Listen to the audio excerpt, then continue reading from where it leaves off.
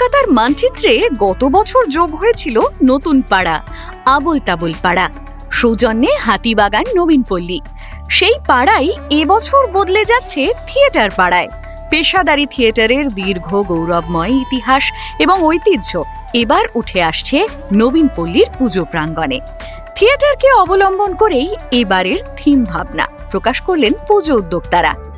পেশাদারি থিয়েটারের ঐতিহ্যের সঙ্গে সম্পৃক্ত হাতিবাগান অঞ্চল, তবে আঞ্চলিক সংস্কৃতি নয়, তা বাংলার নিজস্ব সম্পদ। আজ তার উপরই পড়েছে সময়ের ধুলো। পুরনো দিন হারিয়ে গিয়েছে বিস্মরণের অতলে। সেই জ্যোতিচিহ্ন পেরিয়ে কিভাবে আবার জেগে উঠছে থিয়েটার পাড়া?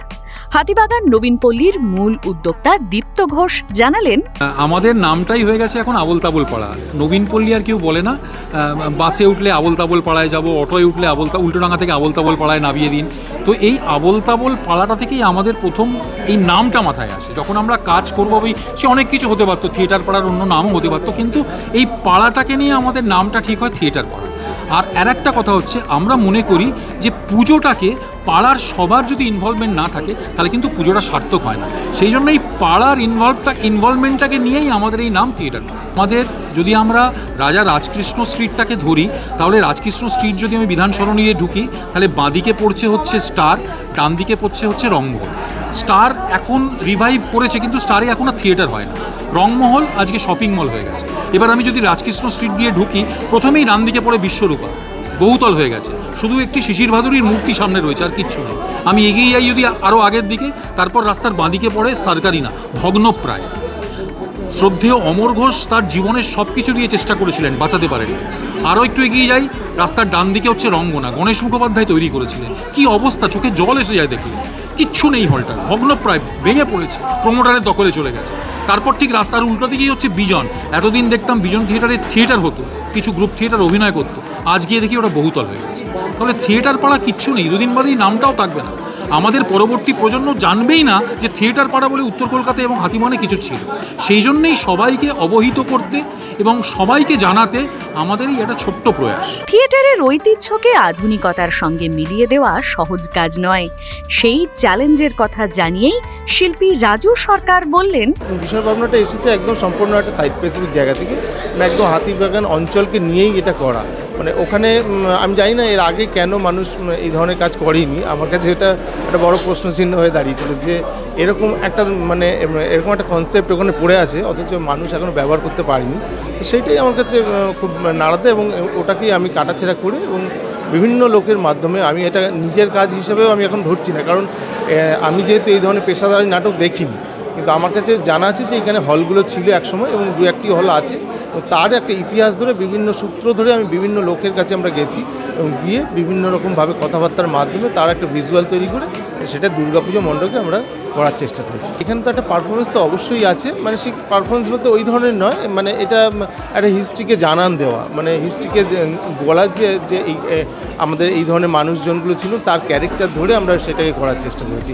মানে ঠিক আমরা যে ধরনের যে পারফরমেন্স দেখে অভ্যস্ত তার বাইরে একটু অন্য ধরনের করার চেষ্টা করেছি। 150 বছর পেরিয়ে যাওয়া ইতিহাসকে মূর্ত করে তুলতে প্রায় বছর খানেক চলেছে গবেষণা। এগিয়ে এসেছেন থিয়েটার প্রাণ মানুষরা, উজাড় করে দিয়েছেন তাদের সংগ্রহ আর অভিজ্ঞতার ভান্ডার। ভাবনা আর তার রূপায়ণের সেই পরিকল্পনাই জানালেন উদ্যোক্তা দীপ্ত ঘোষ। 1872 সাল যদি আমরা ধরি, 1872 সালের 7ই ডিসেম্বর প্রথম পেশাদারি থিয়েটার হয়, সেটা ছিল নীলদর্পণ, এবং সেটা থেকে টিকিট বিক্রি হয় 200 টাকা। এই 1872 সাল, সেটা এই 150 বছর হয়ে গেছে কিছুদিন আগে। এরপর থেকেই অভিনয় নিয়ন্ত্রণ আইন ব্রিটিশ সরকারের তৈরি করা। তারপরে তো বহু বিনোদিনী থেকে, তিনকড়ি থেকে গিরিশ ঘোষ, অর্ধেন্দু শেখর, মুস্তাফি, এরকম প্রচুর লোকের আমরা ইতিহাস পাই। তারপরে যদি আমরা পরের দিকটা আসি, 1888 সালে তো ওই স্টার বন্ধ হয়ে যায়। তারপরে কর্নওয়ালিস স্ট্রিটের স্টার, 1934 সালে হচ্ছে রংমহলেই প্রথম আমাদের সতু সেন উনি নির্মাণ করেন রিভলভিং স্টেজ, ঘূর্ণায়মান মঞ্চ, এশিয়ার প্রথম ঘূর্ণায়মান মঞ্চ। কিন্তু দেখুন কি দুর্ভাগ্য, সেটাকেও আমরা রাখতে পারলাম না।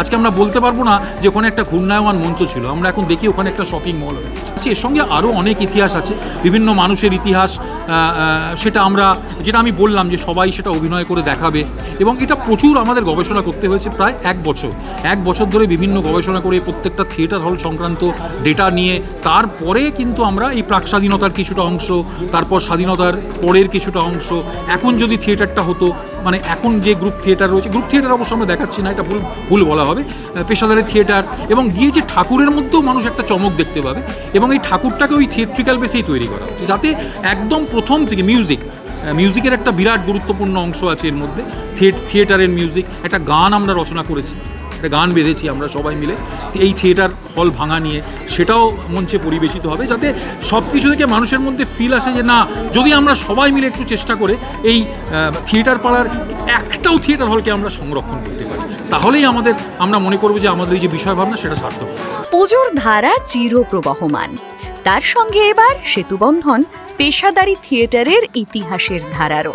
উদ্যোক্তাদের আশা, দুই ধারার সম্মিলনে উত্তর কলকাতায় আবার কথা বলে উঠবে অতীত। পুজোর কটা দিন আবার প্রাণচঞ্চল হয়ে উঠবে হাতিবাগানের সেই চিরায়ত থিয়েটার পাড়া।